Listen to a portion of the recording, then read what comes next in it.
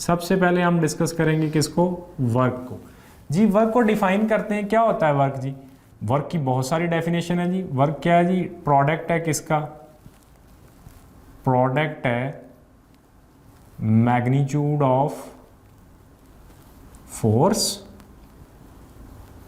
ठीक है, magnitude of force and displacement, ये एक डेफिनेशन है इसकी। प्रोडक्ट है जी ये किसका, of magnitude of force and component of displacement along force, ये भी इसकी एक डेफिनेशन है। डॉट प्रोडक्ट है किसका जी, ये डॉट प्रोडक्ट है किसका, फोर्स एंड डिस्प्लेसमेंट, ठीक है। तो हमारे पास कितनी डेफिनेशंस हो गई हैं ये, अगर वर्ड प्रॉब्लम में वर्ड डेफिनेशंस में हम इसकी बात करें तो ये हमारे पास 3 किस्म की डेफिनेशन हो गई। अब हम इसके फार्मूला की बात करते हैं कि वर्क के जो फार्मूलाज हैं वो क्या हैं जी। शाबाश, वर्क के फार्मूलाज देखें अगर, तो वर्क के फार्मूलाज क्या आएंगे। वर्क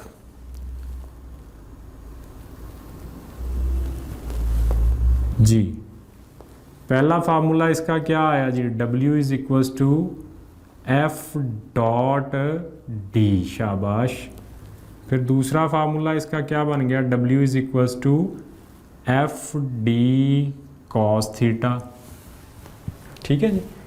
अच्छा, इसके अलावा वर्क का और कोई फार्मूला है, याद है आपको, W is equal to what, भाई mgh भी तो वर्क ही होता है ना, ठीक है। W is equal to what, W is equal to mgh, इसको बल्कि इस तरह लिखते हैं हम, delta PE, change in potential energy, delta KE, ठीक है जी। अच्छा, अब फर्दर हम इससे फिर आगे और फार्मूलाज की बात कर रहे हैं, इससे जो आपने फर्स्ट ईयर सेकंड ईयर में वर्क के पढ़े हुए हैं सारे फार्मूलाज, हम उनकी बात करने जा रहे हैं सारे। W is equal to 1/2 K into delta X square, KX square, spring के अंदर जो वर्क स्टोरेज होती है। अच्छा जी, W is equal to Q delta V, electric work done on charge particle है जी।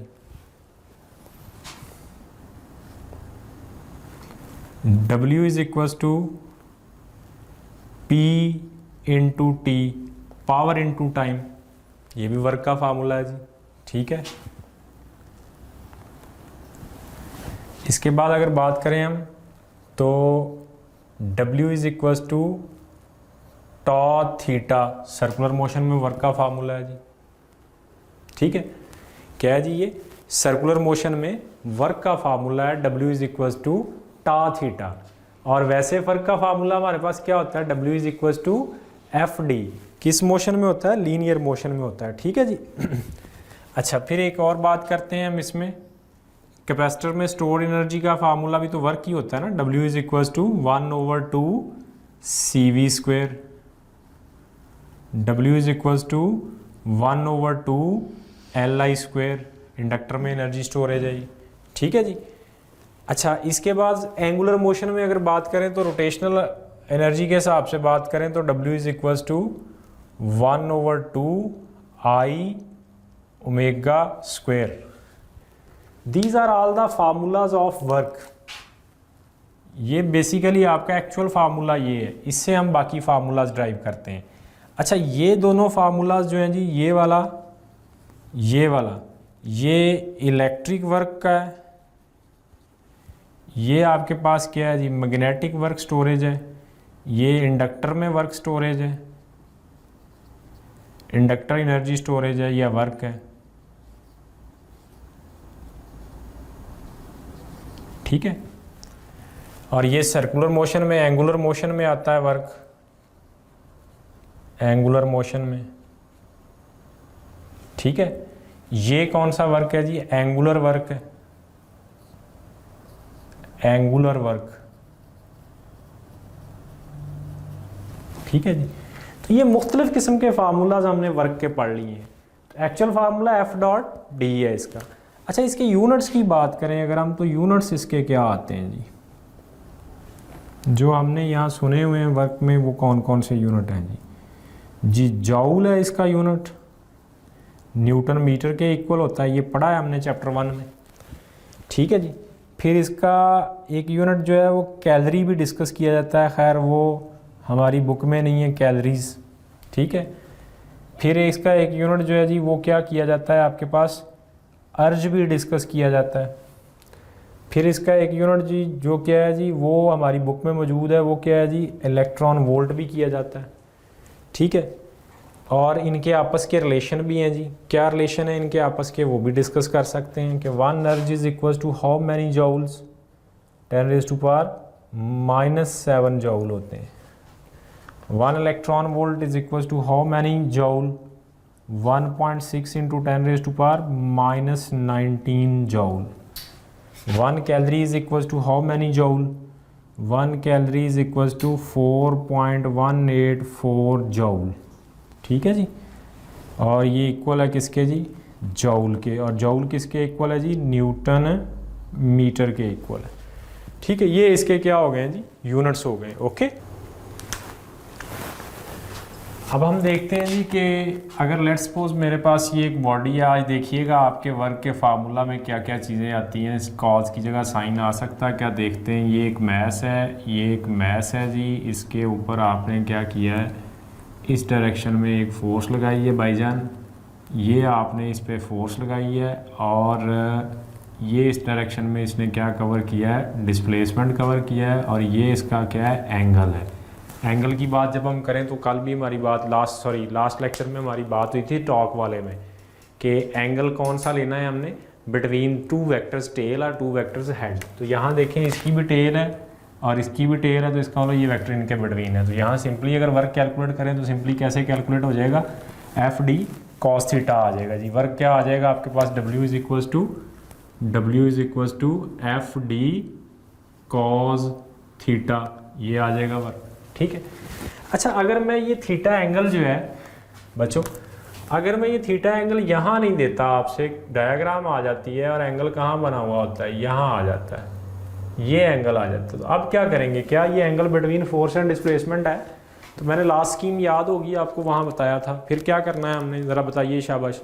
जब एंगल की समझ ना लग रही हो तो क्या करना है, फोर्स को रिजॉल्व कर देना है। किस तरफ को रिजॉल्व करना है, जिस तरफ एंगल है, ठीक है। तो मैं फोर्स को रिजॉल्व कर देता हूँ जी जिस तरफ को एंगल है, ये फोर्स है, एंगल इस तरफ है, तो मैं इसको इस तरफ को रिजॉल्व कर देता हूँ, इधर वाई बना लेता हूँ अपनी तरफ से। तो ये आपके पास क्या होगी जी, फोर्स रिजॉल्व होगी। बताइए ज़रा कौन सा कंपोनेंट फोर्स का साइन है, कौन सा कॉस, देखिएगा ज़रा। थीटा के सामने क्या होता है बच्चों, एफ साइन थीटा। शाबाश, आप लोग तो बहुत इंटेलिजेंट होते जा रहे हो। एफ कॉस थीटा, शाबाश। चलें, अब हमने वर्क निकालना है भाई। डिस्प्लेसमेंट इधर को है, क्या ये वाला कंपोनेंट ये डिस्प्लेसमेंट प्रोड्यूस कर रहा है या ये वाला। टॉर्क में मोमेंट आर्म और परपेंडिकुलर कंपोनेंट मल्टीप्लाई होते हैं, क्योंकि परपेंडिकुलर कंपोनेंट क्या करता है, कंपोनेंट क्या करता है, रोटेशन प्रोड्यूस करता है। वर्क में डिस्प्लेसमेंट और पैरेलल कंपोनेंट मल्टीप्लाई होते हैं, क्योंकि पैरेलल कंपोनेंट क्या प्रोड्यूस करता है, डिस्प्लेसमेंट करता है प्रोड्यूस। सो एफ साइन थीटा और डी वर्क के रिस्पॉन्सिबल है। कॉज इस तरफ को लग रहा है, बॉडी इस तरफ को जा रही है, इसका कोई रोल नहीं है, ठीक है। तो ये आउट हो गया। अब इसका मतलब है मैं फिर वर्क निकालूंगा तो दोनों का प्रोडक्ट आ जाएगा, ये किसका, एफ साइन थीटा का इनटू डी का। तो देखिए फार्मूला क्या बन गया, एफ डी साइन थीटा। इससे पहले नहीं आपने देखा होगा कि इसमें साइन थीटा भी आ सकता है जी। थीटा की पोजीशन अगर सही ना हो तो फिर क्या आ सकता है, एफ साइन थीटा भी आ सकता है, ओके। चले, अब हम वर्क की कुछ प्रॉपर्टीज की तरफ चलते हैं। वर्क प्रॉपर्टीज के वर्क की कुछ प्रॉपर्टीज हैं जी, वो हम डिस्कस करेंगे। क्या क्या प्रॉपर्टीज हैं जी, देखें शाबाश, ये बड़ी बड़ी मज़ेदार सी प्रॉपर्टीज़ हैं। और इसके लिए देखें आपने, मैंने कहा था साइन और कॉज की वैल्यूज़ को याद रखना है जी। पहली प्रॉपर्टी देखें क्या है, वर्क डन जो है जी वो ज़ीरो होता है किस एंगल पे, थीटा किस एंगल पे, 90 डिग्री पे, और थीटा ये इस एंगल पे आपके पास वर्क डन क्या होता है जी, ज़ीरो। अच्छा चलें ठीक है, मान लिया आपने। क्यों ज़ीरो होता है, बिकॉज वर्क किसके इक्वल होता है, F D cause of theta, और कॉज 90, अगर थीटा 90 पुट करें तो कॉज 90 क्या होता है, ज़ीरो। अच्छा चलें जी, बड़ी खूबसूरत बात है, आगे देखते हैं। वर्क डन जो है जी वो आपके पास मैक्सिमम होता है किस एंगल पे, थीटा 0 डिग्री पे।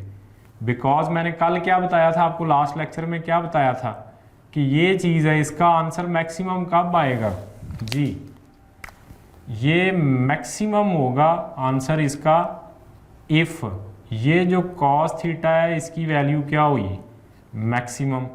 और इसकी मैक्सिमम वैल्यू कितनी होती है, 1 होती है। किस एंगल पे, एट थीटा किस एंगल पे मैक्सिमम होती है, एट थीटा 0 पे। और अगर साइन होता तो यहाँ किस पे मैक्सिमम आनी थी, 90 पे। शाबाश, चलें जी। अच्छा जी, अब इसके बाद और ये वर्क क्या, अच्छा जी इसके बाद आगे बात करें अगर, तो हम वर्क डन जो है जी वो 0 हो जाता है कहाँ पे, थीटा 90 डिग्री पे। वर्क डन जी नेगेटिव हो जाता है जी किसके ऊपर, थीटा 180 डिग्री के ऊपर। थीटा की वैल्यूज़ पुट करते जाएं, कॉज 180, कॉज 60, कॉज 90, सारी वैल्यूज़ आपको याद होनी चाहिए। बहरहाल मैं वो वैल्यूज़ भी आगे लिख देता हूँ अभी। और आपके पास एक और कंडीशन लगा देते हैं हम कि जनाब वर्क डन जो है वो क्या होगा, वर्क डन पॉजिटिव होगा थीटा अगर ग्रेटर और इक्वल टू है 0 डिग्री और लेस देन है किससे, 90 डिग्री से। ठीक है जी। अच्छा जी, और वर्क डन जनाब जो है वो नेगेटिव होगा, वो किसके ऊपर देखें ज़रा साथ ही, हम इधर एक और चीज़ इसके साथ ही लिख देते हैं। वर्क डन जो है जी वो नेगेटिव होगा किन एंगल्स पे, थीटा किस एंगल पे जनाब, थीटा ग्रेटर देन 90 डिग्री और less or equal to 180 degree. ठीक है जी। इन एंगल्स में से कोई भी एंगल आ जाए तो वर्क डन क्या होगा जी, वर्क डन क्या होगा, नेगेटिव होगा। और अगर इन एंगल में से कोई भी एंगल आ जाए तो वर्क डन क्या होगा जी, हमेशा पॉजिटिव होगा। ओके जी। अब देखें साइन कॉस टेन की वैल्यूज भी हम यहाँ डिस्कस कर लेते हैं जी। साइन 0 डिग्री आ गया, साइन 30 डिग्री आ गया, साइन आ गया आपके पास जनाब कितना, 45 डिग्री, साइन आ गया आपके पास 60 डिग्री, साइन आ गया बच्चों आपके पास कितना जी, 90 डिग्री, साइन आ गया आपके पास 180 डिग्री, साइन आ गया आपके पास 270 डिग्री, और साइन आ गया आपके पास कितना, 360 डिग्री। जी इसकी वैल्यू कितनी होती है जी, इसकी वैल्यू होती है 0। इसकी वैल्यू कितनी होती है जी, इसकी वैल्यू होती है 1/2 या 0.5। इसकी वैल्यू कितनी होती है जी, इसकी वैल्यू होती है 1/√2 या 0.707। और इसकी वैल्यू कितनी होती है जी, √3/2 या 0.866। और इसकी वैल्यू कितनी होती है जी, 1। इसकी वैल्यू कितनी होती है, 0। इसकी वैल्यू कितनी होती है, -1। इसकी वैल्यू कितनी होती है, 0। अब इसके आगे मैं लिखता हूँ कॉज 0 डिग्री आ गया जी, कॉज 30 डिग्री आ गया, कॉज 45 डिग्री आ गया, कॉज 60 डिग्री आ गया, कॉज 90 डिग्री आ गया, कॉज 180 डिग्री आ गया, कॉज आ गया आपके पास बच्चों कितना, 270 डिग्री, कॉज कितना आ गया, 360 डिग्री। अच्छा ये 0 होता है, ये मैक्सिमम, अपोजिट चलती हैं वैल्यूज़। ये कितना आ जाएगा जी, ये √3/2 यानी कि 0.866। और ये वैल्यू जो है जी 45 पे दोनों की वैल्यू क्या होती है, इक्वल होती है। 60 पे ये कितना आ जाएगा, 1/2.5। 90 पे कॉस कितना आ जाएगा जी आपके पास, 0। 180 पे कितना आ जाएगा, -1। यहाँ क्या आ जाएगा, 0, और यहाँ क्या आ जाएगा, 1। साइन और कॉस की। अब आपने टेन निकालना है, किसी भी एंगल पे टेन निकालना है। सपोज आप कहते हैं टेन 45 निकालें, टेन किसके इक्वल होता है, साइन 45 ओवर कॉस 45। अब साइन और कॉस की वैल्यूज़ तो इक्वल है ना 45 पे, टेन 45 डिग्री, साइन की वैल्यू 45 पे कितनी है जी 0.707, कॉस की भी कितनी है 0.707, तो 0.707 ये कैंसिल हो गया, तो आंसर कितना आ गया 1। तो इस तरह से आप किसी भी एंगल की टेन पे भी क्या कर सकते हैं, वैल्यू निकाल सकते हैं। ठीक है, इनको सिर्फ आपने याद रखना। अच्छा, इन्वर्स निकालना बड़ा आसान होता है। मसलन आप कहते हैं मुझे cos 0 का इन्वर्स चाहिए, क्या आता है, बड़ा आसान। cos ये जेन में लाएं कि 0 किस पे वैल्यू होती है 90 पे। आप cos को उधर ले जाएं तो ये क्या चीज़ बन जाएगी, ये बन जाएगा जी 90 इधर रहेगा, 90 इधर ही रहा, cos उधर गया तो क्या बन गया, cos इनवर्स 0 बन गया। लें जी, ऐसे अगर आपको ये वैल्यू याद है तो इनवर्स की वैल्यूज भी ऐसे निकल। मसलन आप कहते हैं जी मुझे cos इनवर्स 0.5 की वैल्यू चाहिए, 0.5 किस पे होती है 60 पे, तो cos को उधर ले जाएं, cos इनवर्स 0.5 किसके इक्वल आ जाएगा 60 के। ठीक है, किसी भी टेन की वैल्यू निकालनी है तो उन दो साइन कॉस को क्या करें, डिवाइड कर दें। ये आपने रटा लगाना है, याद करना है। मेरी बुक के अंदर पहले ही पेजेस के ऊपर टेबल बना के ये वैल्यूज लिखी हुई हैं। ठीक है, उधर से याद कर लेनी। ओके, अच्छा जी, अब work done by friction, work done by friction जो होता है जी, वर्क डन बाय फ्रिक्शन, ये हमेशा ऑलवेज क्या होता है जी, नेगेटिव होता है। क्या होगा जी, ये ऑलवेज हमेशा ये क्या होगा, नेगेटिव होगा, क्योंकि फ्रिक्शन हमेशा डिस्प्लेसमेंट के क्या लगती है, ऑपोजिट लगती है। ठीक है जी, वर्क डन जो है जी वो 0 होगा in close path if force is conservative. लें जी, ये भी मजे की बात है, कंजर्वेटिव फोर्स आ गई अगर, तो आपके पास वर्क डन क्या होगा 0 क्लोज पाथ में। मसलन कौन सी फोर्स आ गई कंजर्वेटिव, कौन कौन सी हैं, ग्रेविटेशन, इलेक्ट्रिक और इलास्टिक, इनकी वजह से वर्क डन क्या होगा 0। नॉन कंजर्वेटिव की वजह से वर्क डन क्या होगा, नॉन 0 होगा। कहाँ, इन क्लोज पाथ, क्लोज पाथ में नॉन कंजर्वेटिव की वजह से वर्क डन क्या होता है, work is non 0। Close path में इनकी वजह से नॉन 0, कौन कौन सी हैं जी, एफ फ्रिक्शनल फोर्स, टेंशन, ठीक है, एटसेट्रा। ये जो फोर्सेस हैं इनकी वजह से वर्क डन क्लोज पाथ में भी 0 नहीं होगा। ठीक है, लेकिन इन फोर्सेस की वजह से वर्क डन क्लोज पाथ में क्या होगा, 0 होगा। ठीक है, वर्क डन जनाब जो है वो एफ डी के इक्वल है। इसका मतलब है अगर डी 0 है तो भी वर्क डन क्या है जी, ये क्या इंप्लाइज करता है, वर्क 0 है। और अगर एफ 0 है तो ये भी इंप्लाइज करता है क्या, कि वर्क 0 है। ठीक है जी, डी को हाफ कर दें वर्क हाफ, डी को मैक्सिमम कर दें वर्क मैक्सिमम। पैरेलल में जब दोनों होंगे, पैरेलल केस कौन सा होता है, ये वाला। एंटी पैरेलल होंगे तो क्या होगा, कौन सा केस होगा, ये वाला। परपेंडिकुलर होंगे तो ये वाला। ठीक है जी, तो ये आपके पास क्या आ गई है, वर्क की सिचुएशन। अच्छा जी, F D graph, work done जो है वो ग्राफ से भी हम फाइंड कर सकते हैं। ग्राफ से वर्क डन कैसे निकालते हैं जी, ग्राफ किसके बिटवीन बनाया जाता है, ग्राफ बनाया जाता है between displacement and force. Suppose ये आपका ग्राफ है जी, इस ग्राफ की जरा देखें, आपसे अगर कोई कहे स्लोप किसके इक्वल आएगी, जी मैंने स्लोप बताया हुआ है वीटी ग्राफ में कि स्लोप जो है इसकी किसके इक्वल आएगी, वाई यानी delta F over delta x. कोई क्वांटिटी बनती है ये। फोर्स का यूनिट क्या होता है जी, न्यूटन, इसका मीटर, तो ऊपर जा क्या बन गया, पर मीटर। तो ये क्या चीज़ निकलती है, ये स्प्रिंग कांस्टेंट नहीं बनता, स्प्रिंग कांस्टेंट बनता है ये इसकी स्लोप। और इसका एरिया अगर देखा जाए, क्योंकि ग्राफ में दो ही चीज़ें होती हैं जो इन्फॉर्मेशन देती हैं आपको, कितनी, दो चीज़ें होती हैं जो ग्राफ में इन्फॉर्मेशन देती हैं। कौन कौन सी, एक स्लोप और दूसरी उसकी क्या चीज़ होती है, एक स्लोप होती है, दूसरी एरिया।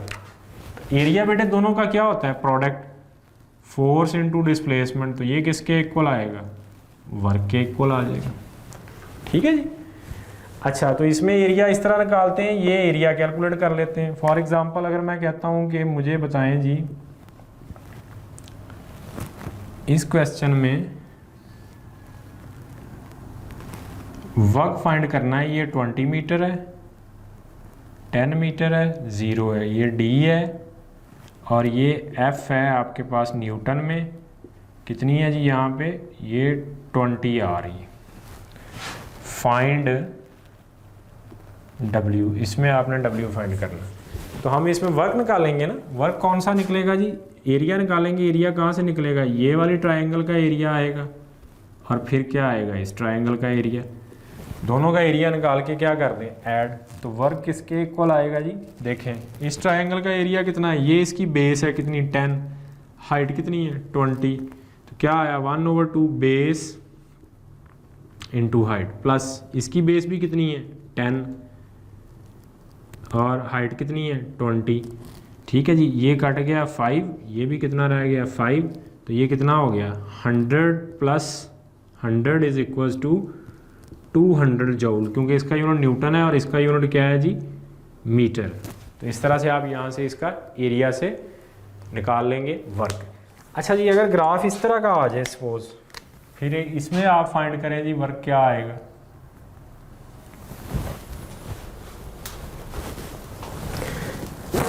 अल्हम्दुलिल्लाह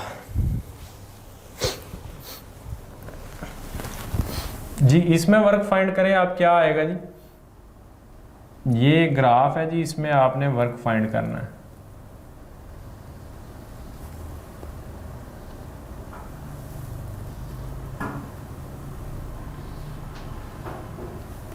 इधर D है जी कितना मीटर्स में है, और इधर F है जी किस में है जी, ये न्यूटन्स में। ठीक है, अब आप देखें फोर्स की वैल्यू है इसमें 10 न्यूटन, और डिस्प्लेसमेंट यहाँ पे कितना है जी 5 है, यहाँ कितना है जी 10 है, यहाँ कितना है जी 15। ऐसे केस में आप वर्क, जो टोटल वर्क निकालेंगे वो होगा जब ग्राफ नेगेटिव साइड पे भी आ जाए, तो फिर आपका वर्क किसके इक्वल आएगा, वर्क आपका इक्वल आएगा जी W इज इक्वल टू होगा positive area minus negative area, यानी पॉजिटिव एरिया में से नेगेटिव माइनस कर देंगे। अब पॉजिटिव एरिया कौन सा है, जो पॉजिटिव साइड पे आया हुआ एरिया। ठीक है जी, ये पॉजिटिव एरिया है आपका। और नेगेटिव एरिया कौन सा है जी, नेगेटिव एरिया ये जो नेगेटिव साइड पे आया हुआ है। तो ये एरियाज कैलकुलेट करें और आप क्या निकाल लें, वर्क निकाल लें। देखें ये भी एक स्क्वायर है, ये भी स्क्वायर है, ये भी स्क्वायर है, तो पॉजिटिव एरिया कितना आएगा, इसका एरिया कितना आएगा जी, लेंथ इंटू विड्थ कितना आ गया 50, प्लस इसका कितना आ गया 50, माइनस इसका कितना आ गया 50, क्योंकि नेगेटिव साइड पे है। आंसर कितना आ गया 50 जूल। ये आपका क्या निकला है, वर्क निकल आया। ठीक है जी, इस तरह से हम क्या कर सकते हैं, ग्राफिकल मेथड से हम क्या कैलकुलेट कर सकते हैं जी, वर्क कैलकुलेट कर सकते हैं। Okay, work due to gravity बात करें, अगर वर्क ड्यू टू ग्रेविटी